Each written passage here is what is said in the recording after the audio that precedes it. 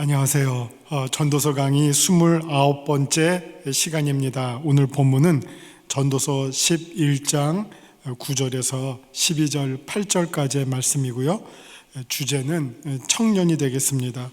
시작하는 말씀부터가 청년이여 하면서 시작하죠. 그래서 청년에게 주시는 지혜자의 전도자의 지혜로운 말씀을 우리가 오늘 공부하도록 합니다. 먼저 본문 전도서 11장 9절에서 12장 8절까지의 말씀을 읽고 시작하겠습니다. 11장 9절입니다. 청년이여 내 어린 때를 즐거워하며 내 청년의 날들을 마음에 기뻐하여 마음에 원하는 길들과 내 눈이 보는 대로 행하라. 그러나 하나님이 이 모든 일로 말미암아 너를 심판하실 줄 알라. 그런즉 근심이 내 마음에서 떠나게 하며 악이 내 몸에서 물러가게 하라. 어릴 때의 검은 머리의 시절이 다 헛되니라. 너는 청년의 때에 너의 창조주를 기억하라.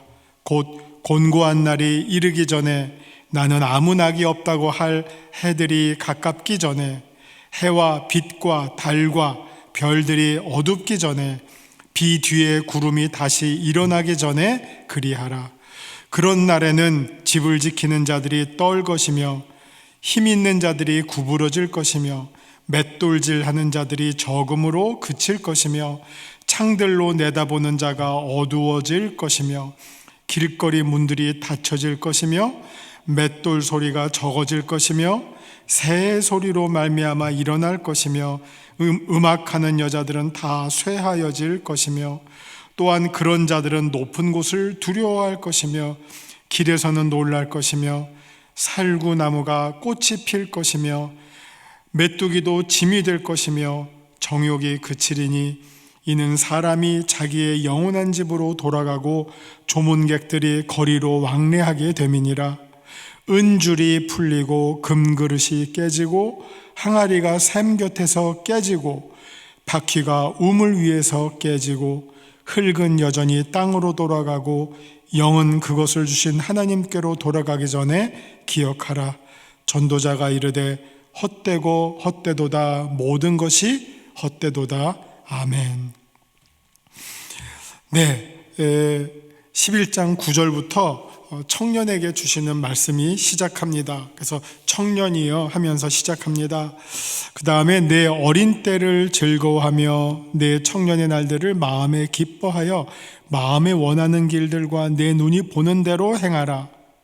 그러나 하나님이 이 모든 일로 말미암아 너를 심판하실 줄 알라. 자, 청년에게 주시는 말씀인데 그 앞부분은 전반부는 청년의 특징을 잘 나타내주고 있습니다.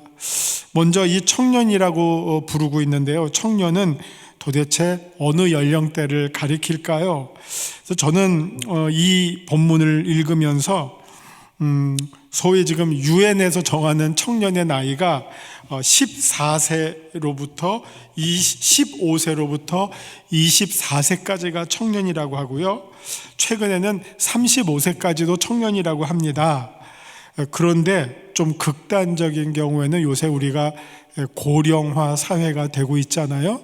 그래서 심지어는 65세까지도 청년이다 이렇게 말하는 경우도 있다고 합니다. 그래서 여기서 청년의 나이가 몇 살이냐 하는 것은 그렇게 중요한 건 아니고요. 전체적인 내용을 보실 때 여기 청년에게 해당되는 그 인생의 시기는 어떻게 보면 아직까지 살아있는 사람, 살아있으되 비교적 그냥 자기의 생활을 건강하게 유지할 수 있는 사람은 다 청년이라고 해도 오늘 본문에서는 무방하겠다 하는 생각을 합니다. 자, 특별히 여기서 청년이라고 가리키면서 그 던지는 말들이 마음이 기뻐하고 마음이 원하는 것, 눈이 보는 대로 마음대로 한번 행해봐라, 이런 말을 던집니다. 먼저 던지고 있죠. 청년의 특징은 아직도 여러 가지 의지도 세고 건강도 튼튼하고 또 바라는 것도 많고 또 보는 것도 많습니다. 나이 먹으면 보는 시력도 침침해져서 보는 것도 줄어들죠. 그러나 젊은이들은 호기심도 많아서 이것저것 보는 것들은 많고, 또 어떤 특징입니까? 보는 대로 또 다 해보고 싶고, 나이가 들면 보는 대로 다 할 수 없다는 것을 너무너무나 잘 알고 있죠. 건강이 다 뒤따라 주지를 못하죠. 그래서 심지어 여행도 젊을 때 여행 가지 나이 먹어서 여행 가면 힘들다, 못 다닌다, 그러면서 더 열심히 막 다니는 분들도 많이 있습니다. 이게 젊음의 특징이죠. 자기가 마음이, 의지와 감정과 생각이 원하는 대로 비교적 몸이 움직일 수 있는 연령대가 청년이죠. 근데 오늘 이 전도자는 그래, 내 마음대로 한번 할 수 있는 대로 다 해보렴, 아주 친절한 말 같이 들립니다. 근데 그 다음에 있는 말이 어떻게 보면 아주 두려운 말이죠. 그러나 하나님이 이 모든 일로 말미암아 너를 심판하실 줄 알라. 저는 여기서의 심판은 단순히 네가 하고 싶은 대로 다 했으니까 벌 받아라 이런 게 아니라, 우리가 이 하나님의 심판이라고 하는 것은 일단은 두 가지의 의미가 있죠. 하나는 벌의 의미가 있지만, 또 하나는 우리의 인생을 총정리해 주시는 의미가 있다고 봅니다. 하나님께서 우리의 삶의 모든 부분들을 다 마지막 순간에, 마지막 날에 정리를 해 주십니다. 근데 그 정리에 따라서 어떤 사람은 그 이름이 생명책에 기록이 되어서 정말 하나님의 자녀로 채택되는, 불림을 받는 그런 영원한 생명을 누릴 수 있는 길이 준비된 반면, 어떤 사람들은 정말 염소의 심판처럼 하나님으로부터 버림받고 책망받는 경우도 있을 수 있습니다. 내 눈이 원하는 대로, 내 마음이 원하는 대로 했는데 그 다음에는 하나님의 심판이 있다. 그렇다면 지혜자는 어떻게 살아야 되겠습니까? 내 마음이 원하는 것이 아름다운 것, 내 눈이 보는 것이 귀하고 선한 것, 좋은 것, 하나님 보시기에 좋았더라 하듯이, 우리의 눈이 보았을 때 내 눈만이 아니라, 내 생각만이 아니라 이미 하나님의 뜻과 하나가 되어 있는 내 눈, 하나님의 마음과 공감하는 내 마음, 그래서 그대로 행하는 거예요. 예? 이걸 우리가 이 1절을 보면서 그래, 네 마음대로 먹고 놀고 그냥 실컷 한번 즐겨봐라, 그 다음에 한번 혼나봐라, 이런 뜻만이 아니라 더 한 단계 더 높은 의미로 내 마음이 있는 곳에 하나님의 마음이 먼저 있고, 내 눈이 보는 곳, 내 눈이 따라가서 쭉 봤더니 주님의, 하나님의 눈이 먼저 그곳을 찾고 계셨어요. 근데 내 눈이 따라가는 거죠. 하나님의 마음이 계신 곳에 내 마음이 따라가는 것. 그래서 내가 그 마음대로, 내 마음대로, 내 눈대로 했어요. 그러면 하나님의 심판이 있겠죠? 그때 뭐라고 하실까요? 하나님께서 잘했다, 충성된 종아, 내가 작은 일에 충성했으니까 내가 너에게 더 큰 보화를 주겠다. 이거를 기대하는 것, 이거를 미리 아는 것, 이게 지혜로운 청년이고 정말 지혜로운 인생을 살아가는 비결이라고 말씀드리겠죠. 그냥 여기는 그냥 너 젊었을 때 실컷 해봐라, 그 다음에 마지막에 그냥 한번 하나님한테 혼나봐라, 이런 어떤 이런 어떤 단순하거나 조금 이렇게 낮은 수준의 얘기보다는 조금 더 한번 우리의 수준을 높여서 우리의 마음과 우리의 눈이 찾아가는 곳이 곧 하나님이 찾으시는 곳, 하나님이 원하시는 곳, 그곳을 내가 했더니 하나님의 심판이 기다릴 때 우리를 향한 하나님의 상과 하나님의 기억이 준비되어 있을 것을 우리가 바라보는 삶, 그게 종말론적 삶이 되겠죠. 그렇게 한번 우리가 1절을 생각해 봅니다. 2절, 그런즉 근심이 내 마음에서 떠나게 하며 악이 내 몸에서 물러가게 하라. 어릴 때 검은 머리의 시절이 다 헛되니라. 막 젊었을 때 힘 있다고 뭐 맘대로 놀고 뭐 흥청망청 사는 것, 그렇게 살면 인생이 헛되다. 그러나 정말 하나님께서 주신 때, 하나님께서 주신 마음, 하나님께서 주신 의지, 하나님께서 주신 감각, 감정, 이런 것들을 하나님의 뜻에 맞춰서 하나님이 기뻐하시고 원하시는 그 분별을 해서 내가 살아간다면 그 인생은 헛된 인생이 아니라 꽉 찬 은혜로 충만한, 감사로 충만한 그런 삶이 분명히 될 것입니다. 12절에 계속 이어서 청년의 때를 말합니다. 너는 청년의 때에 너의 창조주를 기억하라. 창조주를 기억하는 삶이 바로 로마서 12장 2절부터 나오는 이 세대를 본받지 않고 하나님이 기뻐하시는 뜻, 하나님의 온전하신 뜻을 분별해 가면서 사는 삶, 그게 창조주를 기억하는 삶이 되겠죠. 그래라, 하나님의 창조주 하나님을 기억해라. 왜냐하면 곤고한 날이 이르기 전에, 너는 아무 낙이 없다고 할 해들이 가깝기 전에, 그러니까 이거는 한편으로는 죽기 전에, 또 다른 한편으로는 심판에 서기 전에, 그럴 때 이런 일들을 미리 잘 준비하고 예비하라는 말씀이 되겠습니다. 자, 그 다음에 그 때를 가리키는 말들이 계속 이어져서 나옵니다. 공고한 날이 이르기 전에, 아무 낙이 없다고 할 해들이 가깝기 전에, 이게 인생의 마지막 때를 말하는 거죠. 그리고 심판 때를 동시에 말하는 거죠. 해와 빛과 달과 별들이 어둡기 전에, 다 마지막 때입니다. 비 뒤에 구름이 다시 일어나기 전에, 비라고 하는 것은 구름이 차서 비가 내리는데, 그러면 비가 내리면 끝났다 할 것 같지만 그 다음에 다시 또 구름이 일어나게 된다는 거죠. 그러니 그 전에 창조주를 기억하라. 이게 그러니까 이 창조주를 기억해야 할 시점이 어디입니까? 죽기 전인데, 이 죽기 전에는 어떻게 보면 살아가는 모든, 태어나서부터가 죽기 전의 시간이에요. 태어나자마자 인생은 살아가지만 다른 한편으로는 이게 하이데거가 인간을 말할 때 딱 한마디로 뭐라고 말했느냐, sein zum Tode라고 했거든요. 그러니까 죽음에 이르는 존재다, 이렇게 말했어요. 인간은 태어나는 날 순간부터 죽음을 향해 가요. 근데 그 죽음이 임하기 전에, 어느 날이 올지 모르지만 그 죽음이 임하기 전에, 이런 날들이 오기 전에 뭘 해야죠? 창조주 하나님을 기억하라.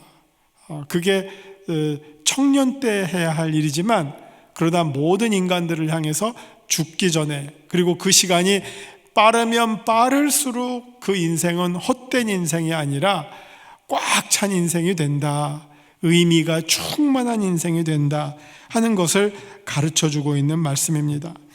그 다음에 이제 그 때를 가리키는 게 다 어떻게 보면 이제 종말의 조짐들이에요. 종말의 조짐들.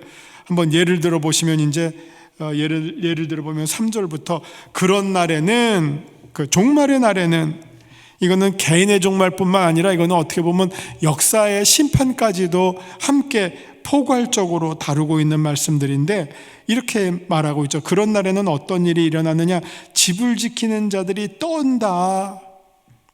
집을 지키지만 무엇을 압니까? 이 집을 내가 지킬 수 없다는 것을 알죠. 지킨다고 지켜지는 게 아니죠. 그러니까 지키면서도 떠는 거예요. 힘 있는 자들이 구부러질 것이요, 힘 있는 사람은 이렇게 굽히지 않잖아요. 당당하잖아요. 근데 그 자기 힘을 의지할 수 없어서 구부러지게 된다는 거죠. 많은 사람들이, 힘 있는 사람들이 뭐라고 그래요? 내 주먹을 믿어라. 이 주먹이 아무 힘을 발휘하지 못하게 될 때가 온다는 겁니다.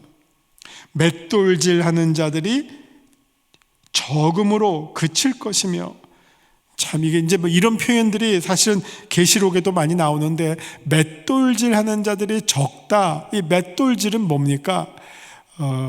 음식을 만드는 행위예요. 옛날에 음식을 어떻게 만듭니까? 곡식 알갱이를 맷돌로 갈죠. 그 갈아진 밀가루가 되는 거죠. 거기에다가 물을 묻히고 물로 반죽을 해서 뚝뚝 띄어서 구우면 빵이 되는 거죠. 구우면. 그러니까 맷돌로 간다는 것은 우리식으로 말하면 밥 짓는 행위가 되죠. 이거 아마 우리식으로 말하면 맷돌질 하는 자들이 적다 하는 것은 집집마다 굴뚝에서 밥 짓는 연기가 사라질 것이며 하는 거예요. 끼니 때가 되면 어떤 일이 벌어질까요? 집집마다 그 굴뚝에서 밥 지은 연기, 김이 모락모락 나오는 거, 그게 사람이 살아가고 있는 집이고 행복한 집이잖아요. 근데 끼니 때가 됐는데 굴뚝이 연기를 안 뿜어. 그럼 음식을 안 한다는 거 아니에요? 조리를 안 한다는 거 아니에요? 심지어 그 집집마다 온기가 그쳤다는 것을 말하잖아요. 죽은 거죠. 죽은 거를 이렇게 문학적으로 표현한 거죠. 맷돌질 하는 자들이 적다. 창들로 내다보는 자가 어두워질 것이며, 불안하면 이제 무슨 일이 있나 꽁꽁 숨다가도 살짝 창밖에 동태를 살피죠. 근데 그 동태를 살피는 얼굴이 어두워진다는 거예요. 아, 소망이 끊겨져 가는구나. 바랄 게 없구나. 두려움이 엄습해 오는 거죠. 위기가 다가오는 거죠. 그런 상태를 말하고 있습니다. 새 소리로 말미암아 일어날 것이며, 음식하는 여자들은 다 쇠하여질 것이며, 다 마지막 때를 가리키는 표현들이죠. 그런 자들은 높은 곳을 두려워할 것이며, 높은 곳에 있으면 이게 어떻게 보면 기초가 흔들리는 일들이잖아요. 이게 무너지는 거 아니에요. 무너지면 땅에 있는 사람은 넘어지지만 위에 있는 사람들은 어떻게 해요? 떨어지는 거죠. 살구나무가 꽃이 필 것이며, 이거는 조금 여러 가지 해석이 가능해요. 일단 살구나무에 꽃이 핀다는 것은 매우 드문 행위예요.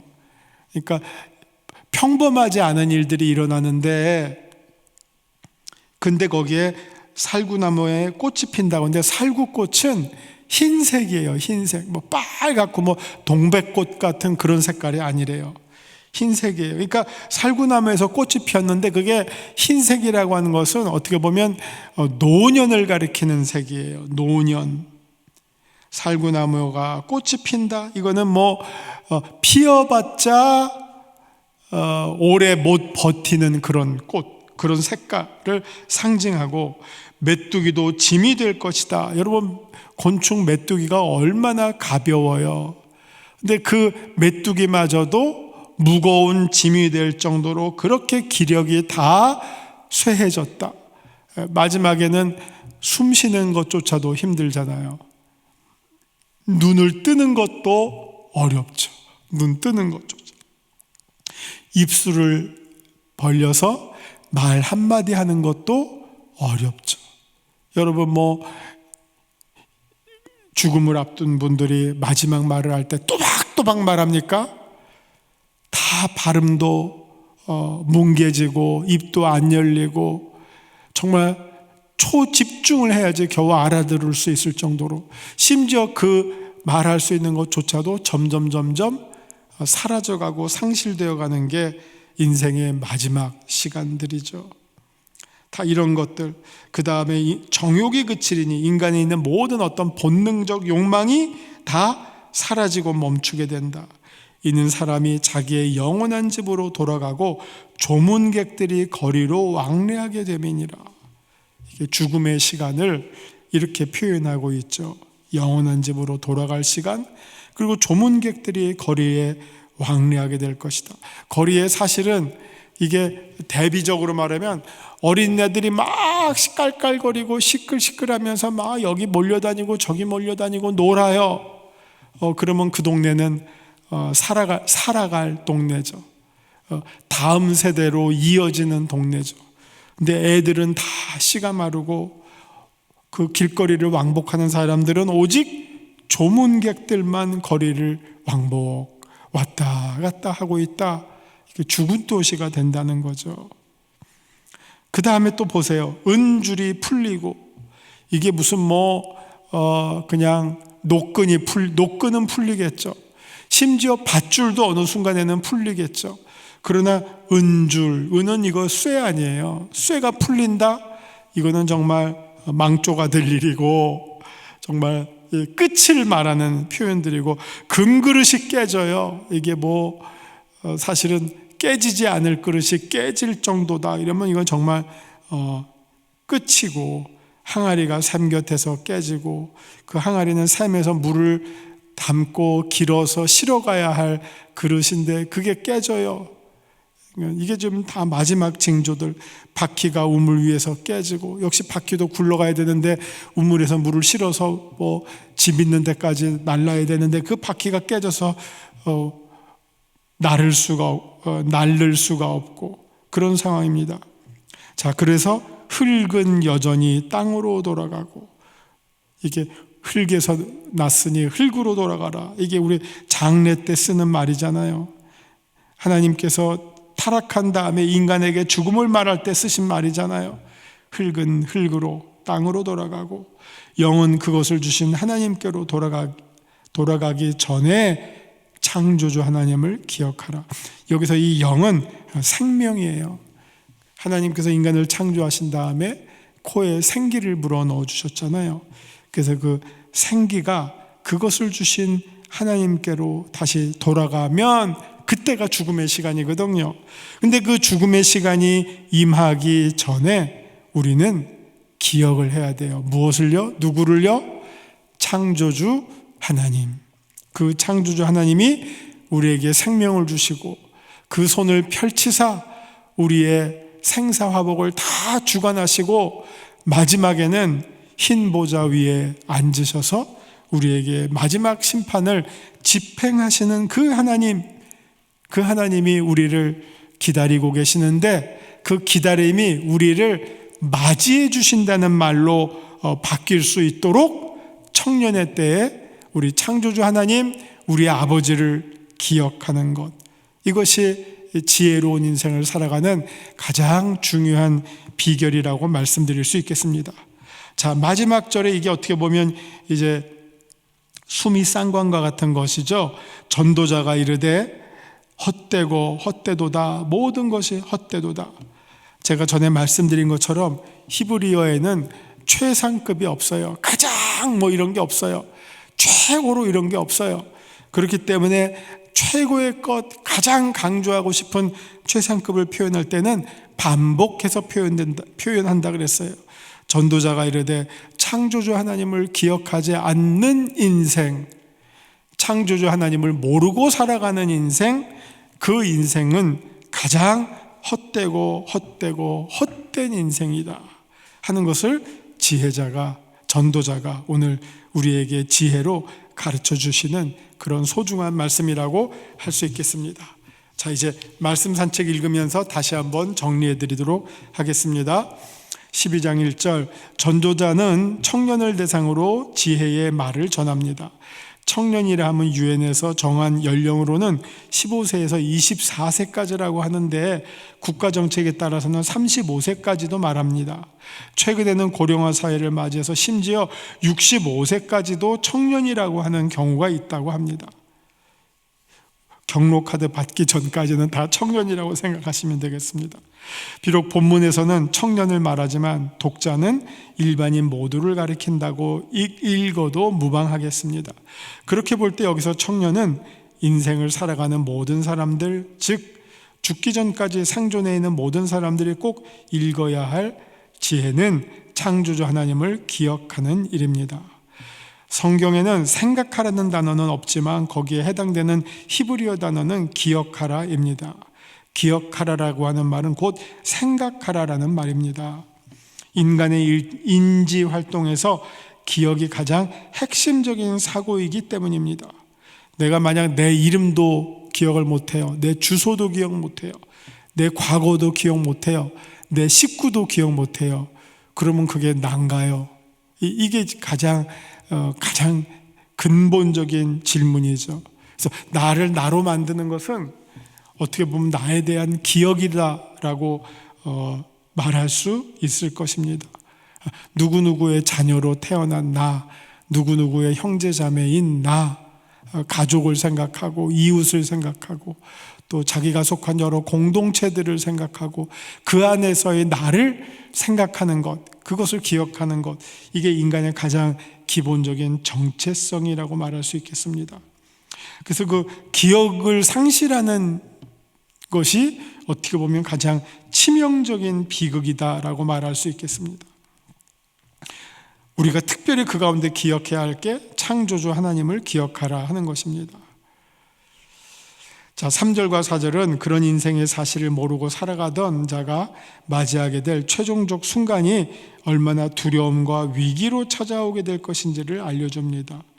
맷돌이 그쳐지, 여기 맞돌이라고 했는데 맷돌이 그쳐진다는 것은 식생활이 멈춰진다는 의미고, 음악하는 소리가 멈춰진다는 것은 인생의 즐거움과 활력이 사라지는 때를 말합니다. 살구나무에 꽃이 핀다는 말은 살구나무 꽃이 희고 연한색이라 노년의 백발을 의미하기에 인생의 노년의 쇠약함을 가리킵니다. 메뚜기는 아주 가벼운 곤충임에도 그것이 짐이 될 정도로 쇠약해진 인생의 말년을 가리킵니다. 당연히 정욕으로 표현되는 생명력이 쇠해지면서 영원한 집으로 돌아가게 된다는 말은 죽음을 의미합니다. 6, 7절의 내용도 인생의 마지막을 상징하는 표현들로 결국 그런 때가 오는 것을 피할 사람이 없는데, 그 때가 오기 전에 미리 청년의 때부터 창조주 하나님을 기억하고 살아가는 인생이 지혜롭다고 가르칩니다. 이렇듯 인생이란 것이 영원히 청년으로 머물 수 있는 것도 아니고 언젠가는 쇠락해가고 마지막을 맞이할 인생임이 분명한데, 영원히 청년으로 살 것처럼 미래에 대한 생각 없이 살아가는 인생이야말로 가장 헛되게 인생을 살아가는 불쌍한 사람이다 라고 전도자는 말씀하고 있습니다. 오늘 말씀을 잘 명심하셔서 창조주 하나님을 잘 기억하시고 지혜로운 삶이 어떤 삶인지 분별해 나가시는 여러분 되시도록 늘 깨어 있으시기를 바랍니다. 기도하시겠습니다. 하나님, 우리가 또 청년의 때를 맞이하고 있고 살아가고 있고 또 청년의 때를 보낸 분들도 있습니다. 그러나 우리가 마지막 날 하나님 앞에 서기 전까지 우리가 마땅히 품어야 할 생각들을 품게 하시고 기억해야 할 창조주 하나님을 기억하는 지혜로운 우리 모두가 되게 하여 주옵소서. 예수님 이름으로 기도합니다. 아멘.